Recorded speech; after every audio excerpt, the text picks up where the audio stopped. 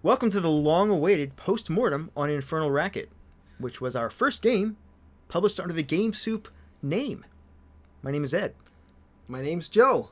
We have a lot to discuss and a lot to reflect on as fledgling game developers. Yeah, it's been over 5 months since the game's release, so this is long overdue. We've been kind of putting it off, but we think it will be helpful for us and for you guys to hear some of the things we did right and wrong, and some of the things that we learned from developing our first full game and releasing it.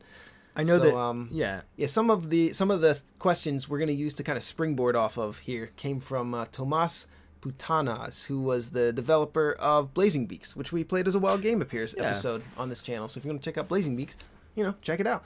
Before we dive into it, I want to say that these are the kinds of questions that if I were trying to become a game developer, these are the kinds of questions that I would look for other people answering. Like, I would want to get other people's perspectives on these questions. Yeah. So I'm trying to answer these questions with trying to be as general as possible, but in a way that is helpful to, if you're out there and you're thinking about doing the same thing, about working with Construct 2 or working with Game Maker. I'm trying to, I think I will try to answer these questions, and I'm sure Joe will too, in a way that is as helpful as possible to the average aspiring game developer, I guess. Sure. I think, yeah. So, there's a few other thoughts I had besides the questions, but let's just dive into the questions first, just to get it started. I think you're right. These will be good springboards. So the first question was, what was the hardest thing in the process? So do you want to give your thoughts first? Yeah, I actually have it typed up. Okay. So the hardest thing, this is only for me. There's only 2 people in GameSoup. Hardest thing for me was not building the code from the bottom up. Basically, it's like you're building a house starting with the roof, right? So throughout the entire development cycle, which was about a year and a month, I rewrote the code, and I rewrote the code, and I rerouted all the code, and I rewrote the code because I didn't go in with a clear plan. Now, this was all on me. Well, no, we were both the coders in the beginning, though, so this is on both of us, I would say. All right, well, maybe towards the end. I mean, I certainly wasn't doing myself any favors. There was a lot to do with organization. You gotta stay organized, and to do that, you have to start with a plan. Like, when we were using Construct 2, we had all these event sheets, and the event sheets are organized into groups. But sometimes you'll find a section of code that might work better here, but it also works here. And you have to come up with a standard before you write the first line, before you do anything about how you're going to keep it organized. And I know that's really cliche to say, keep your code organized, keep your game organized. But easier said than done. It is absolutely easier said than done. And a lot of people will just, if you Google top 10 game maker tips, if you Google that, number 1 is always going to be, keep your code organized, But that's not very specific, So I think what I really mean to say is, get a piece of paper out and get a pencil, figure out every single block of actions that you need to happen, and visually organize them before you start. Do it with note cards too. Note cards are a good tool for something like that. Or if you can do it, if you can figure out some way to do it on a computer too. But yeah, I prefer to do especially for rough preliminary stuff. I'm kind of old fashioned in that way. I do a lot of it on paper or with note cards if it's something like that. I'm trying to organize something. Yeah, there's really no shame in using old tech. No, absolutely not. And I give Joe a lot of crap for that sometimes, but it's only out of love. So I think there were a lot of systems that we implemented because we didn't plan to have them or not have them. A lot of things I just did because I wanted to see how they worked. Like, for example, there was the score system. Remember, for a while, there was a combo system in the game. Yeah, in the beginning, where every time you broke something, you would you have a little bar above your head, and the bar would fill up a tiny little bit, and then whenever you got... What happened when you got it to full? I think you got, a multiplier on your score? Yeah, I think it just gave you more points. Which, I mean, was never a really great fleshed out idea anyway, but I just wanted to see what would happen. But... you do that with every section of the game, you're going to end up with all kinds of stuff that you don't want or is clashing with the actual game. And it was never like we said at the very beginning, okay, we're not going to have this, we are going to have that. I tried everything because we didn't brainstorm, really. We kind of just... We didn't brainstorm as much as we should have, I guess. It's probably a better way to say it. We did some, but we didn't have the fully fleshed out game in our head when we made it, and there was a lot of scope creep, which actually leads us to our next topic of this question. What is the hardest thing in the process? Yeah, mine was scope creep. Yeah, that was my number 2. Yeah, we struggled keeping the scale as small as we wanted to. It kind of spun out of control, and it took us a year to make a game. We planned for it to take 4 months, which was a little bit unrealistic. Like, if it took 6 or 7 months to complete what we had initially set out to do, that probably would have been pretty good. What we initially set out to do, actually, was an arcade-style game. If you watch the first devlog, we could have just finished the game at that point. Polished it up a little bit. Like, the very, very initial ideas for the game were so simple that they could have been coded in a week, and the game could have released the following week. Yeah. But scope creep is a hell of a thing, as it turns out. Yeah. I think... Yeah, I saw Keith Ballard played it recently. He's a medium-sized LP channel, and he made me realize something pretty important about the game. And it taught me an important lesson. Him and his friend were playing...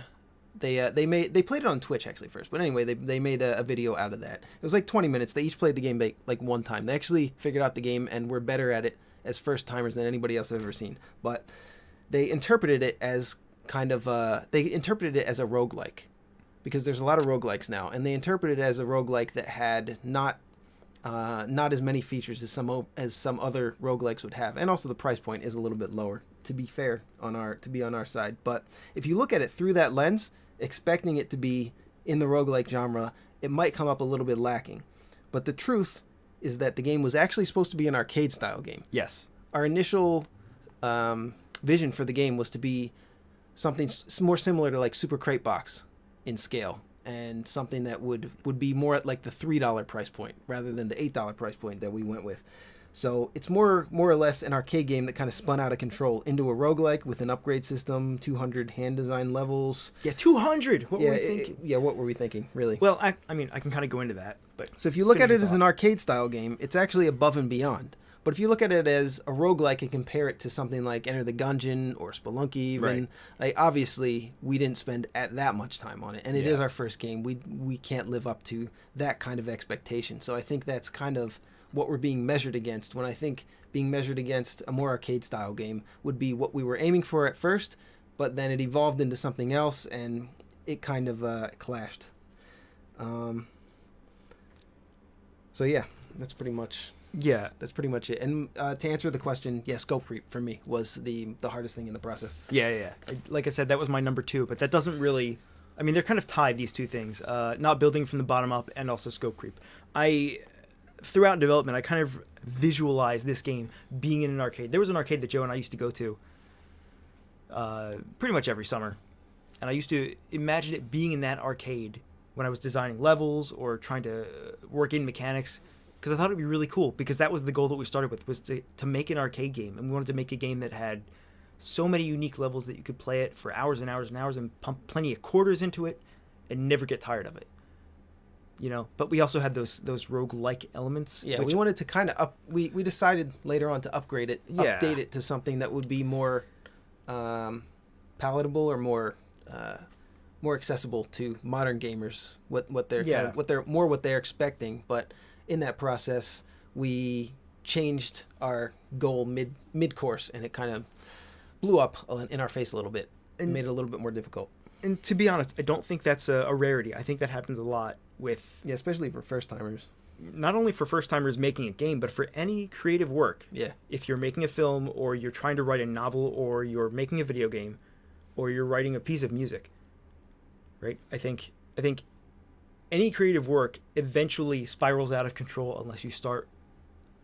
Unless you start with a battle plan. You have to start pulling it back. Yeah. Yeah, exactly. You know, you have to stick...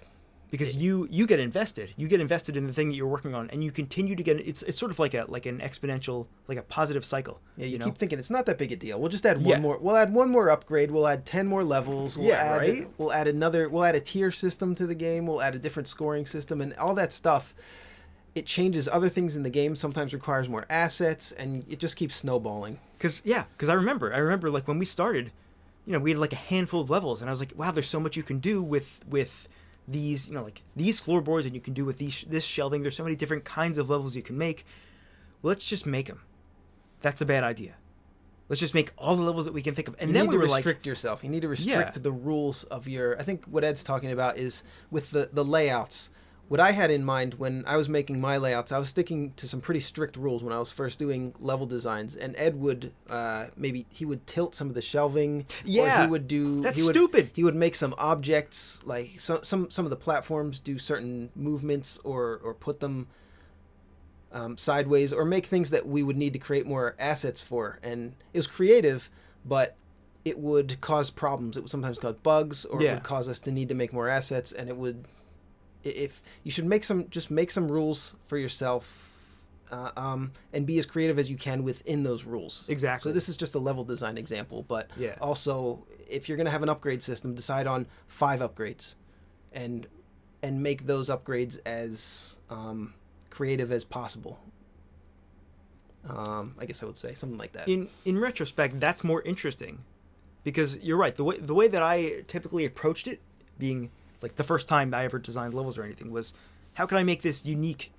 How can I make this unique just at a glance? You can look at it and know that something about it is unique. But that's not the way to go about it. The way to go about it is the way that you said, where it's like you're given 3 tools, and you have only these 3 tools to make a sculpture. You know? So when you're presented with some sort of limitation, you really have to. That's when you tap into your creativity, not when you have full control over how something looks. It's really when you're limited, you know. And the more that, I mean, you really reined me in, you know, as far as those levels go. And I saw an analysis. I forget the channel, but I saw an analysis on Chrono Trigger, and he was saying how having the smaller text boxes forced them to be more to have more brevity with the text, with the storyline, and how the sprites being smaller, being only 32 pixels high, caused them to have to put more expression into that space. So having limitations actually made the game more creative, and that's a lot of why the game is still considered a classic. Yeah. So it still holds up very well today.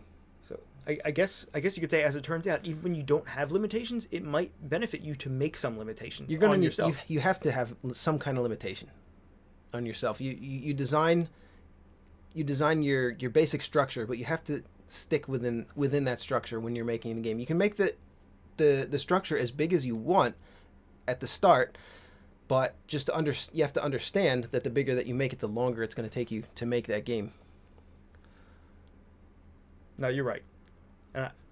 I'm guessing that's an exponential thing. For this game, our scope was supposed to be smaller. So yeah, scope creep. That was a really long way of saying scope creep. Yeah. Well, there's a ton to explore in that category, so I don't, you know. What about the release process? That was a pain in the ass, right? Wasn't that hard? Was that the next question? Well, no, that was just one of the hardest things in the process. Oh, the hardest thing. Yes. That was only hard because there's a sort of a learning curve to figuring out how to actually do it. Mainly because you're dealing with Steam's Steamworks system, something that neither of us have ever done, and it involves a lot of like packing builds together, and the Mac version, right? Yeah, that was a pain in the ass. All the Mac troubles. That was sort of a Construct 2 exclusive thing. Yeah, Construct 2, I guess just to put it short, it's more difficult to port a game from Construct 2 to us onto Steam. Yeah. To export it to a file that you can use on Steam as your game, right? Construct doesn't have any native Steam support. Right. Or any sort of integrated Steam GameMaker support. has an advantage over Construct, as far as we know. Yeah. For publishing on Steam. But when you said the release process, was that what you meant? That was pretty much it, yeah. It was a pain in the ass. That was one of the harder parts. I think mainly for Ed, because Ed, honestly, he did most of the work. I was doing the marketing at that point, but we'll get to that later. We'll get to that later. I mean, there's so much you have to do. You know, when you're releasing a game, you have to have a description of the game, screenshots and videos, and you have to name it, which we didn't name it for like the first 10 months of the development cycle. Yeah. Remember? We almost didn't name the game. Well, we have the name of our next game ready to go. We do, luckily. We'll get to that later. Should we get to the next question? We're like 15 minutes in already. Holy hell. Let's move on. Yeah. Were there any thoughts to quit, or, you know, did you ever feel like quitting? Did you ever think of quitting? I have a short answer for this one, if you want. Do you want me to go first? Yeah, go first. So, by the way, the full text of this question is, were there any thoughts to quit when the project is, for example, taking so long that there are days that I want to quit? You know, like something like that. Yeah. And my answer is no, because this GameSoup company consists of 2 people. If this company consisted of 1 person, it was just me, hell yes, I would quit, because any creative work, I quit about halfway through. You get that flash of inspiration at the very beginning, you type furiously, or you place your notes furiously, whatever you're doing, or you paint furiously, whatever you're doing that's creative, you do it as furiously as you can, and then your candle burns out like that, and then you burn it halfway through, and then you're done. But knowing that there's another guy that's relying on you for some reason just keeps that candle fully 100% lit 100% of the time. Yeah, that's a good point. Yeah, I didn't put that on my answer, but that's a pretty good point. Yeah, like even if it was grueling, I never considered for a second quitting or even wanting to quit, because I knew that the two of us were working towards something that in the end was going to be awesome for us, and interesting to look back on. Yeah, at the very least, a learning experience. Mm-hmm. So I did have thoughts to quit, but obviously Ed is relying on me, so I didn't, and vice versa, right? And I think the times, though, where I would actually consider quitting is when there's maybe a particularly difficult bug, when you can't see any end in sight of fixing it. Those are that's kind of the biggest pain in the ass. And if you've programmed anything, you know what we're talking about, and you have no idea where to look for it, and it can take hours. I can't tell you how many times that happened. So many. And then some other times, you just don't feel like working on it, and you just get really tired of looking at the game, right? Or looking at a particular piece of art or a particular piece of code that you've been working on for days, and you just don't want to work on it anymore. But yeah, I've had a lot of experience with this, just with any kind of artwork, just visual art mostly for me. And you can't wait until it's done. You just want it to be over. And a game is basically just a big piece of art. So it's made up of smaller pieces of art, visual art, code, sound, music, game design. Yeah, and also, I spent close to 200 hours playing the game in various broken states, playing the same part over and over again, trying to reproduce bugs, or trying to figure out score runs. And when I just did a regular run of the game, though, I found that I was still actually enjoying the game, even after I'd played it for 100 hours. So I think, I do think we made a fun game, at the very least. Yeah. And also, whenever you hit a roadblock of any kind, there's always the temptation to quit. Now, this is something that I've learned over the years, that when you get to that roadblock, you just have to keep working at it. It sucks. It does. Creating something sucks. Playing video games is fucking awesome. Playing video games is really fun. Making video games, sometimes fun. But a lot of the time, it really sucks. You'll hit a roadblock, and you just don't know what to do. And in any kind of art, you're going to run into that. And I find that when you're at that point in creating the art, that you're stumped or you're tackling a really difficult problem and you feel like you're not going to be able to do it, you're usually on the edge of getting to the next level of that skill, of whatever particular skill is it, be it coding or drawing or any kind of art. So you're about to level up. Basically, really. Yeah. So that's, I think, the times where you think you want to quit, those are the times where you should be working the hardest, even though it sucks. So, and that's my answer to that question. That's a great answer. And I've heard this said multiple times in multiple situations, that any creative work, by the time it's finished, you never want to look at it again. Yeah, pretty much. But I would still play Infernal Racket again. It's pretty fucking fun. I know, it's still fun for me, which is really weird. It's really weird. Let's get on to the next question, I suppose. Yeah, go ahead. As I understand, Infernal Racket was made by two devs, which is true, Joe and I. Were there any disagreements while developing the game? Whoops, my computer just went to, my monitor's just We're turned still off. recording? We are still recording, yeah. My answer to this question was there were plenty of disagreements because, as I said in the first question, we didn't design from the bottom up. We designed from, like, the middle/top down, kind of.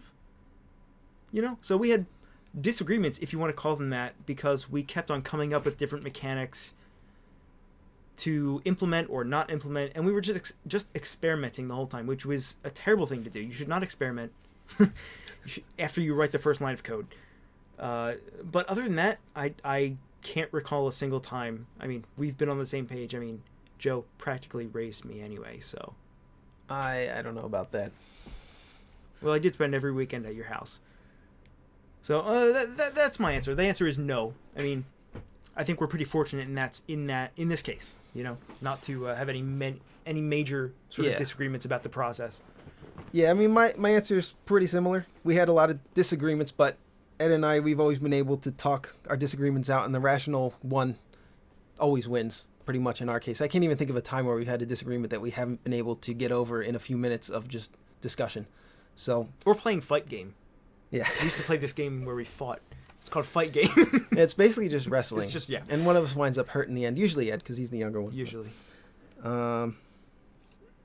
So yeah, and we have when we have conflicts in life or in game design or anything really. I'm pretty blessed to have Ed as a partner. So Aw. we always it's kind of corny to say, but it's true.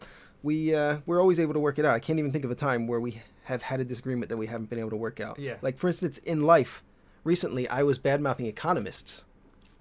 Oh my god. And Ed was pointed out that I pretty much knew nothing about economists, and I was saying how I disrespected their profession and how I thought that it was a ridiculous and unnecessary profession. But I looked into economists this week, and I found this guy Walter Williams.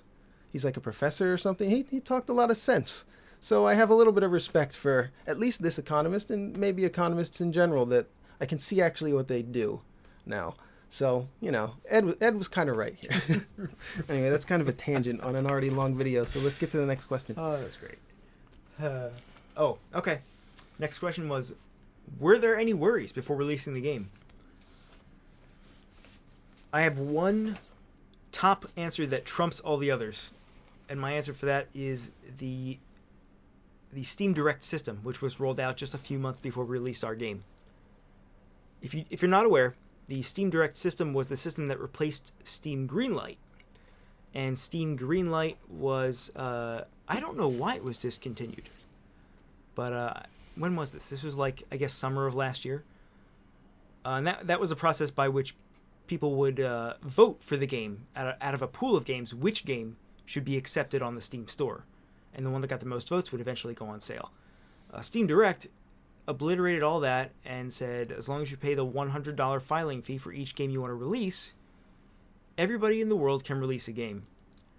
And that was my biggest worry by far, because we looked at when we were trying to pick a release date, we looked at Friday the 13th. And for a while we were going to do it on Friday the 13th. And then we looked at the release day and how many games were coming out on Friday the 13th. Like 70. It was, I think it was more, I think it was 70 or more.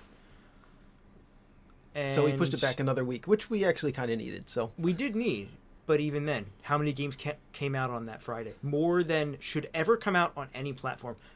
On any day. On any day in any year in history. So yeah. I guess the point I was like trying to... 80% of Steam probably, at least Yeah. 70% I would say of Steam games probably would not have passed Greenlight. I do think that Infernal Racket would have passed Greenlight. I do think that. If we had pushed it, I think.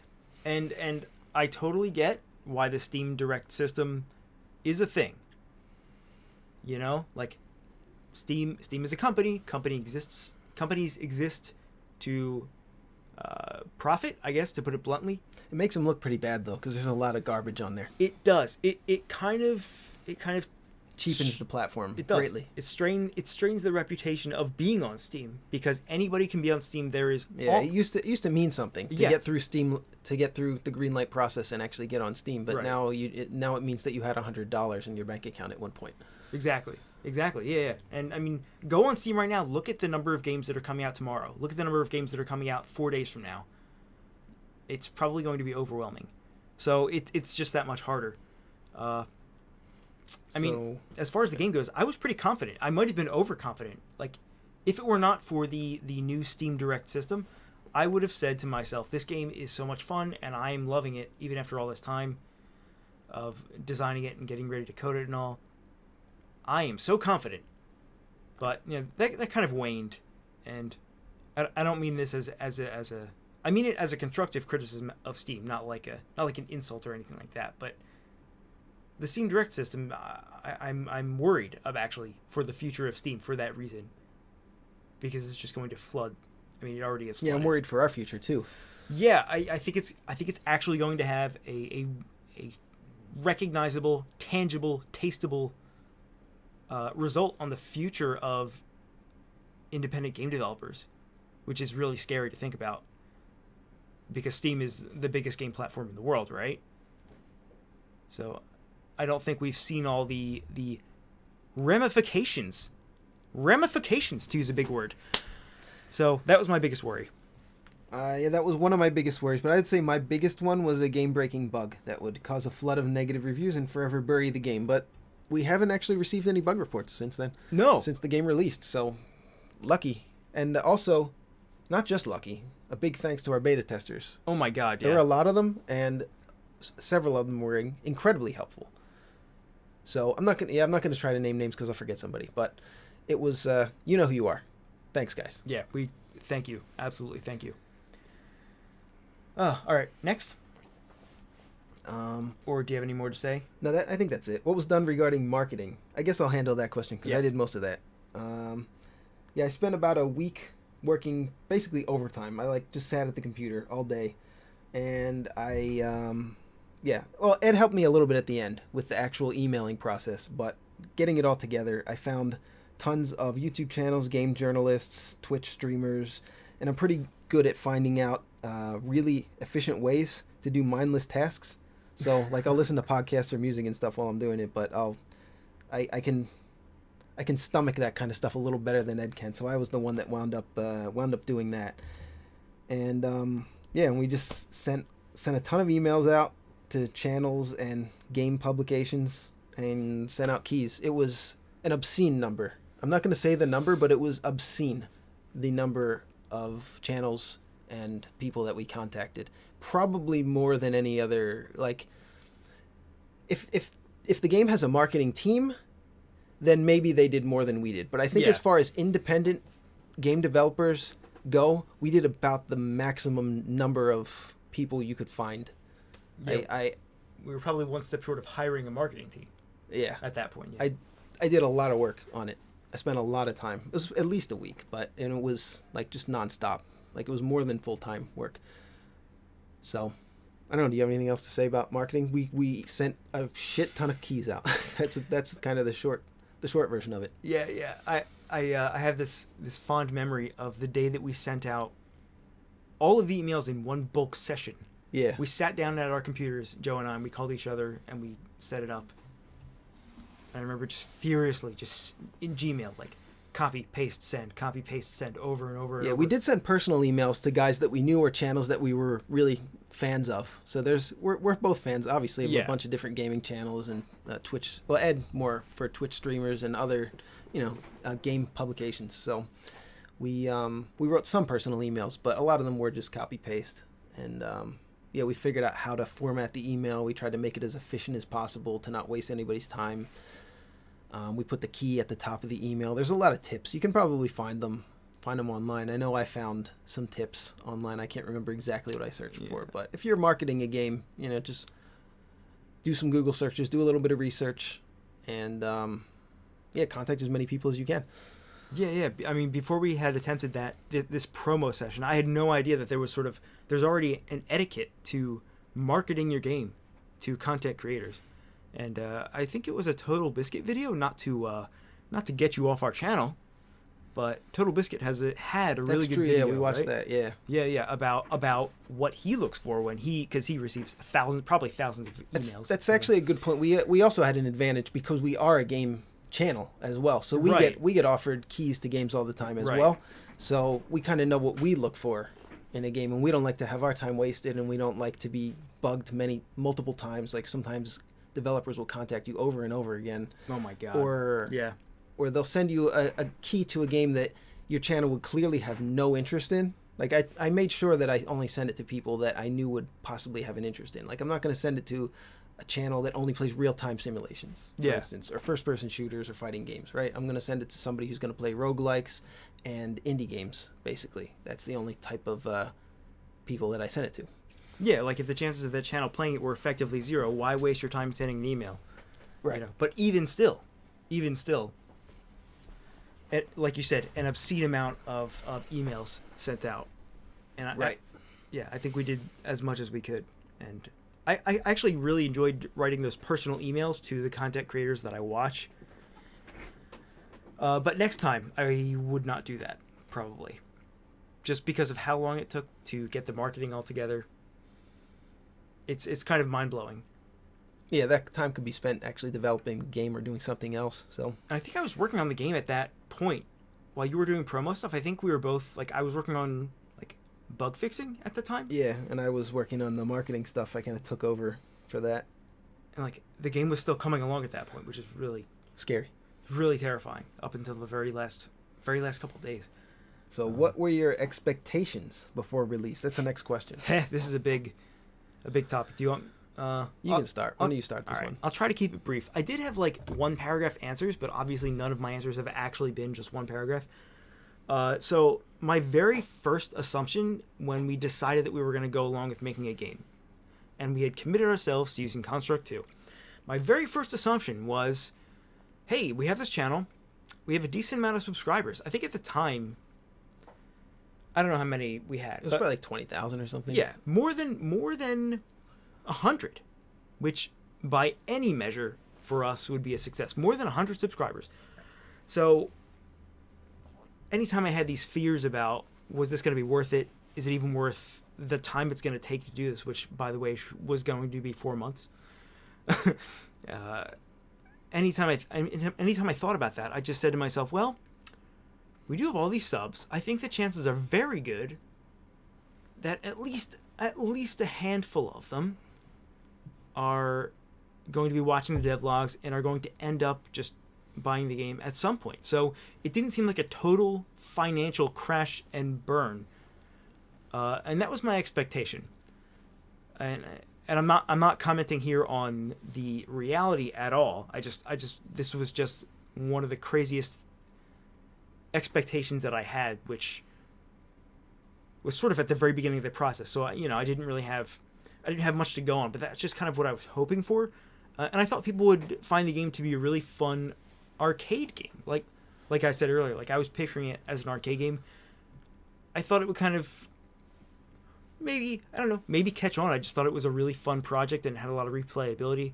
And I was really dying for somebody to make it like what's it called? Twitch bait, stream bait. Yeah, kind of. Yeah. I kind of thought that would be a really, really fun idea. I was really hoping for someone to make.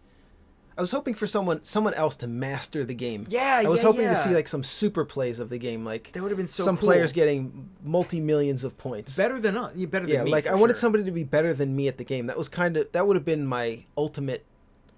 Like I would have gotten a lot of joy of seeing somebody become better than me at the game. Yeah. I was the best player at the game. You still are. I'm not going to be modest about it. You are the best. I spent the most time playing it because I was testing the shit out of it. I played it for probably close to 200 hours, like I said before. So I played the shit out of it. But like you said, even after all that time, it's still enjoyable. It's still pretty fun. Like I would play it right now. You want to play it? Maybe we should have been playing it this whole time. Why? Nah, it's easier to talk though without. We can just show footage, right? Oh yeah. All right. But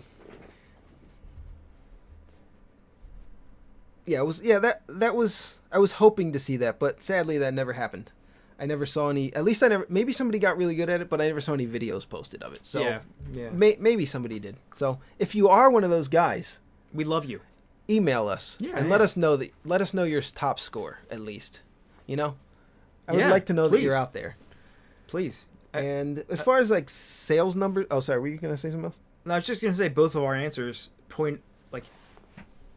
Yeah. We said different things, but both of them kind of pointed us in the direction of sales numbers. Yeah. Well, we're not going to reveal those, but I had pretty low expectations for those numbers, and they were not met. That's all I'm going to say. Yeah, like I said in the beginning of the project, I always had this expectation no matter what I'm doing. Like if I'm writing a song, I want one person to hear it and say that was cool, good job, and I'll be happy. In this case, I kept saying to myself, if we sell one copy, I will consider that an artistic success, because that means one person thought that something that we created was worthy of their time, and that's an honor no matter what the thing is. Well, that happened. That did happen. I'm amazed. Like it's truly an honor. No matter sales numbers mean nothing in that case. So it's beautiful. That's Another expectation relating to marketing. I was hoping that like 5 or 10% maybe of the market of the people we contacted through marketing, like based on my experience before of like job hunting and sending out massive amounts of emails, I was kind of hoping for roughly like maybe a 5% rate, but we didn't even quite hit that. So it was all of our expectations were pretty much shattered. Although looking back in retrospect, I kind of understand maybe why that happens, right? So think about all the emails that we get each week. Yeah.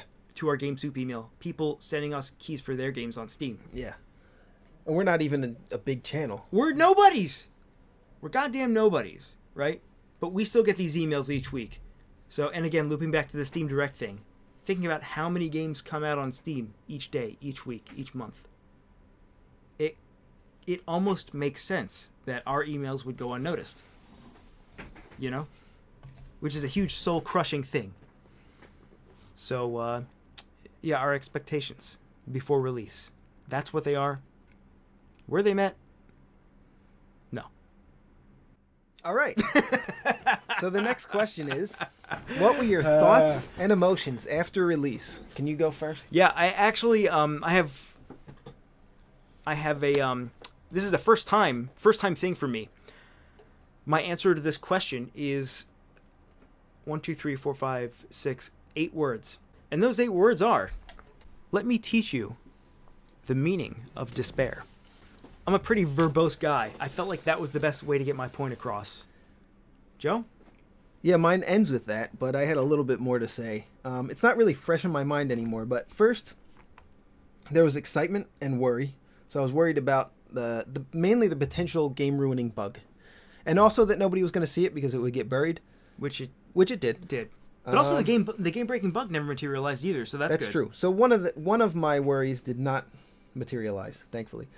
The first few hours after the release, the emotion was some anxiety because the sales numbers were, well, let's say, abysmal. And I kind of hoped maybe that Steam's system was just a little bit slow at updating the numbers, so I thought I would just wait maybe 24 hours. Dude, I remember that whole weekend. Yeah. The whole weekend we were just F5ing constantly, just keeping track of it.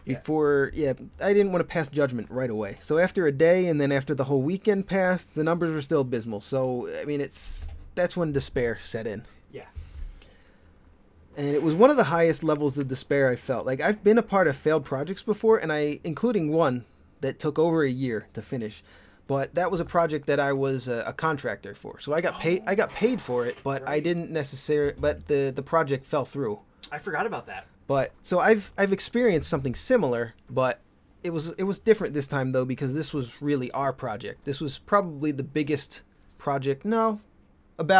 I've done one other project that was about as big that was mine that also failed, but this hurt more, I think. This was probably the biggest the biggest project that had numbers this abysmal, I guess.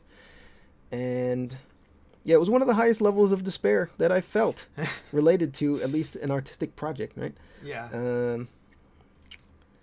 And so yeah, I spent a long time just kind of reflecting. I spent a few days. I haven't been depressed in years, really, like fully depressed, but I was about there, I would say, for a few days. And I spent a lot of time just thinking about, like the last decade, all the things that I've accomplished and the things that I failed at, and reflecting and evaluating all my, failures and accomplishments, and trying to learn from what we did wrong here and what we did right here. And yeah, me and Ed, we talked about it and we tried to pinpoint our mistakes, and I think we figured out a lot of it.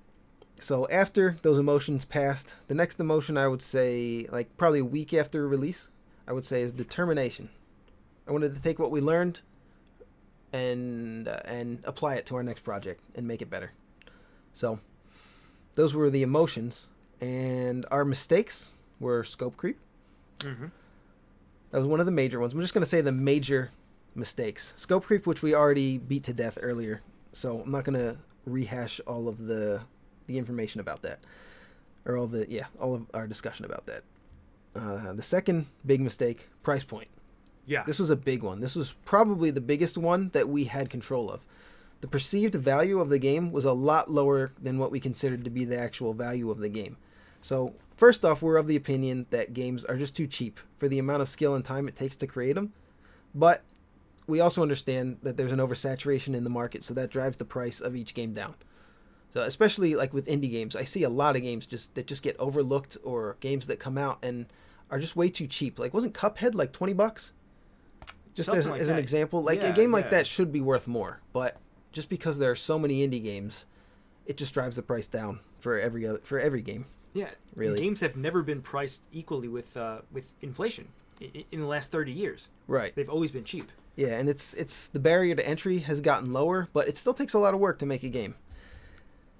So, but we did take that into account, and we did price the game at what we thought it should be priced at. We spent a long time. We spent a lot of time thinking about the price. So it wasn't like we just jumped into it and just made up something random. But we also were looking at it from our own experience of creating it, rather than the experience of somebody just viewing the trailer on Steam and deciding whether or not they wanted to buy it or wishlist it.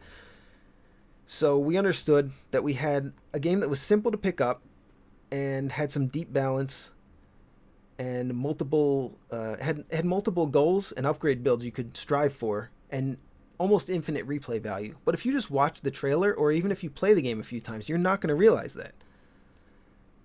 And you have to sink at least a few hours into the game probably before you realize the full depth of it. Now, I'm not going to say like it's as deep. It's an incredibly deep game, but it's a lot deeper than what you would get from playing it for a couple hours or just watching the trailer on Steam. So the perception of the game, of the value of the game, is a lot lower than what we considered to be the actual value.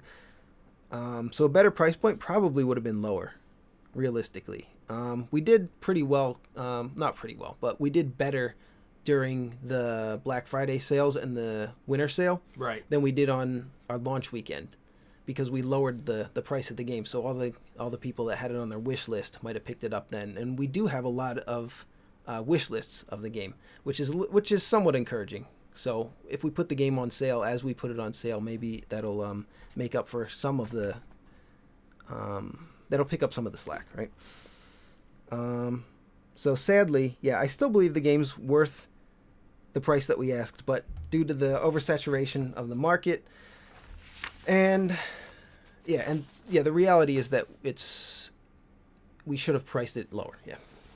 And that's a scary thing, because when you spend any amount of time, not just a year, but if you spend a month on a project, or a year, or 2 years on a project, you know what its value is. You know what its actual value. You know, I mean, as much as you can do that sort of thing.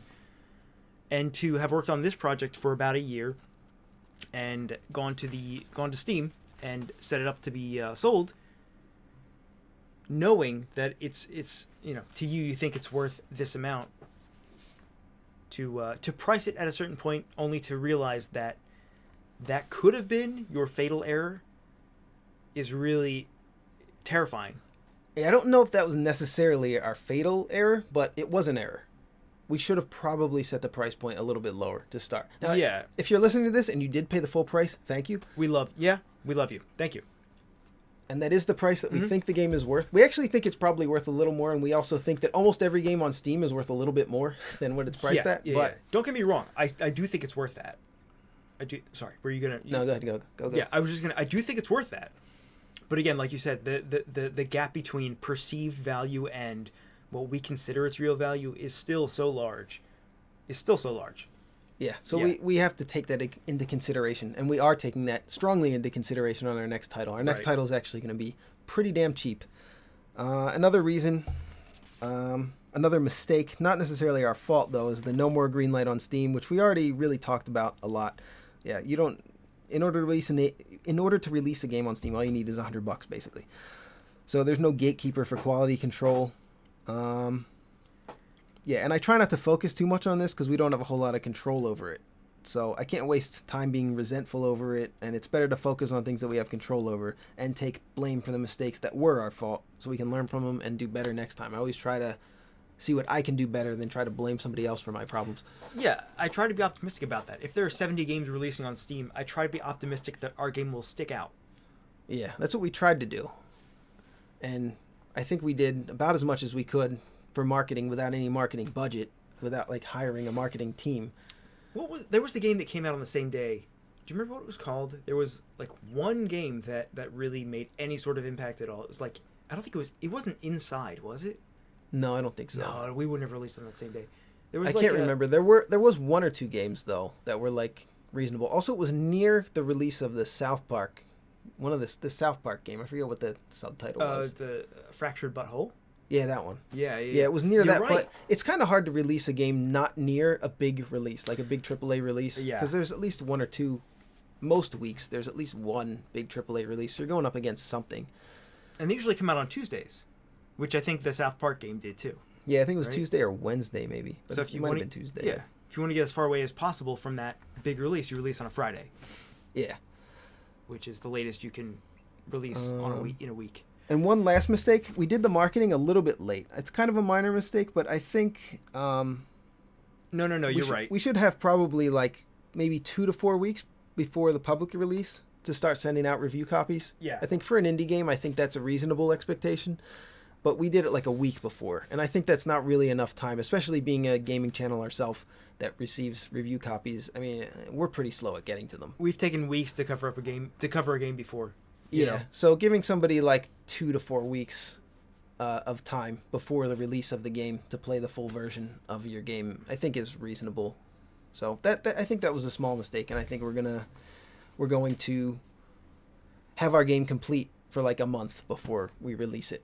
Right, release our next game. We're not in like a huge hurry to get our next game out. As far as that goes, as far as if we have to wait for an extra month to do the marketing, we're going to do it. Yeah, I think we were outliers in that situation. I think most indie devs do wait that extra month or month and a half.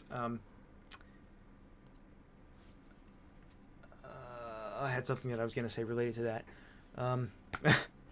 Well, anyway, if you have anything more to say on that, go ahead. Actually, I wasn't going to get into this for this question, but it kind of relates. I guess this would be a mistake. I spent a lot of time balancing the game. Yeah, you did. Like weeks. Yeah. I played the game. I played the levels repeatedly, again and again and again and again. So that was one of the saddest parts of the development of the game. It was the amount of time and effort I put into balancing it. I made spreadsheets where I tracked the scores that I got for each level, and I don't need to explain exactly how I did it all, but I replayed every level so many times, and I was trying to find the best routes and rebalance the amount of glassware and gems to make each level within each tier in the game. If you remember, if you've played the game, you might know what I mean by that, but I made the levels balanced against each other, basically, and it took weeks. And I don't think a single player noticed all that work that I put in. To my knowledge, I don't think anybody noticed. So I think that was kind of a waste. So for our next game, we're not going to be doing that level of balance, nor does it even require that level of balance. But because it was an arcade game that you're trying to get the best score, and you might be competing against your friend or against somebody else, maybe you would want it to be more fair. But it turns out it doesn't really matter, because most of the people that played it didn't play it for long enough to even notice. So it was kind of sad to realize that the balance really wasn't necessary. We could have had some levels be worth way more points than other levels, and I don't think anyone would have really noticed. I mean, the silver lining is the experience that you get in doing that balancing, which is like a small consolation, I guess. Yeah, I mean, I did learn a lot doing it. That's one thing that I like to do when I play a game, a board game or a video game, really, is analyze the balance of the game, particularly a competitive game. Or a scoring game, really. I enjoy doing it, but also I want the game to be fair. I want to break games, video games and board games that I play, not because I want to win, but because I want to see if they're fair, and I want to see if they're well designed. So I like doing that, and I did that with Infernal Racket, and I think I did a fairly good job with it. So it is pretty well balanced, but it wasn't necessary. I mean, I remember... Besides for just the learning experience, yeah. Yeah.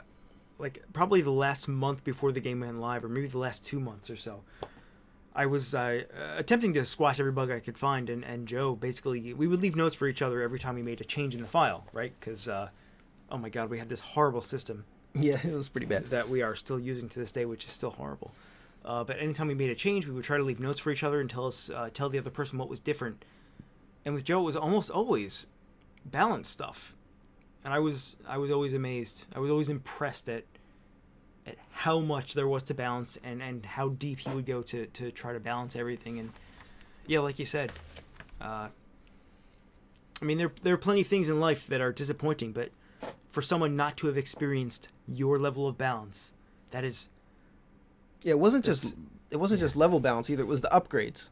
I kept bumping the power of the upgrades. They were mostly increased, because I wanted them to be as powerful as possible and as fun as possible to experience without completely breaking the game. So I kept upping the numbers and pushing it to the limit, and then past the limit, and then pull it back slightly. They started out so tame. They started out pretty damn tame. Like if you were a beta tester, you might remember, but and by the end, the upgrades said by release they were pretty ridiculous, and I think that but they're balanced within the game. Yeah, and that was one of my favorite things actually was hearing you like with the passion describe why Speed Up needed to be speedier and why Berserk needed to make you do 10 times more damage. Oh my god! I forgot about that. It still does. Yeah, wasn't it originally? It might have been like double damage. I think it was double. Yeah, then we made it 4 times. We made it like quad damage, and then I said no, we just have to make it 10 times damage. And 10 was just that was the magic number for some reason. It worked. It works. I mean, just everything you touch is instantly obliterated, and there was a real joy to that I always loved. Like I said, Joe really did most of the balancing, and I was trying to do as much bug fixing as I can and trying to make things presentable, making it just playable, really. And I think we both succeeded to a great degree. At least I would like to think so. I still think it's a fun game. I still think it's definitely a worthwhile game and something you can sink a lot of time into if you're into arcade style games. It's still enjoyable. Are you kidding me? It's still fun to play for me. But if you're looking for like a system like Rogue Legacy where you get upgrades between, like something to keep you playing the game, if you need like those breadcrumbs to keep you playing the game, no, this is an arcade game.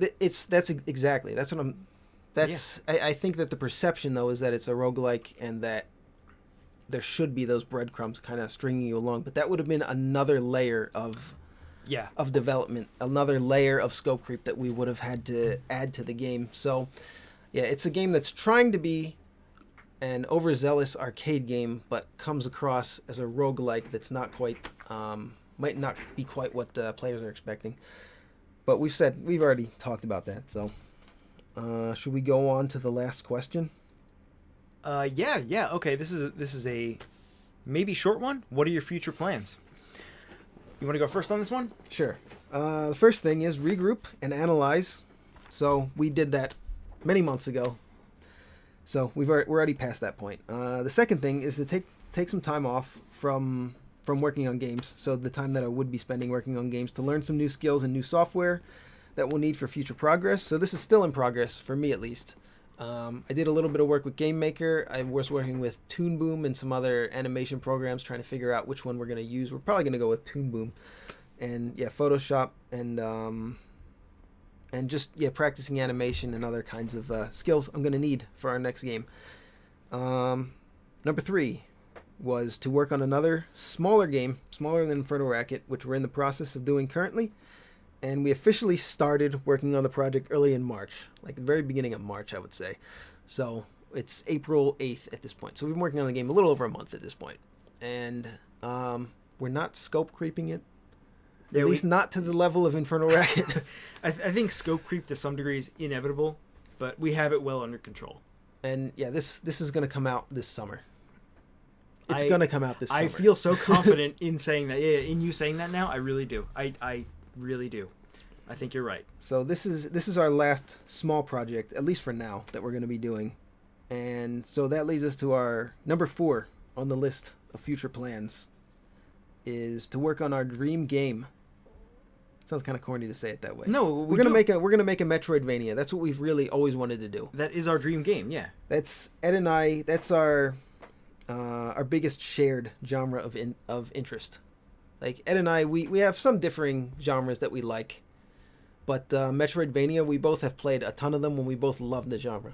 So I think that's something that's a big reason why we want to focus in on that type of genre. And we don't even have to call it a Metroidvania, like adventure games, really. Like a top-down or side-scrolling adventure game. It's going to be side-scrolling, but yeah, no, you're right. There's a phrase in French. I don't know if you know what it is. It's something like raison de vivre.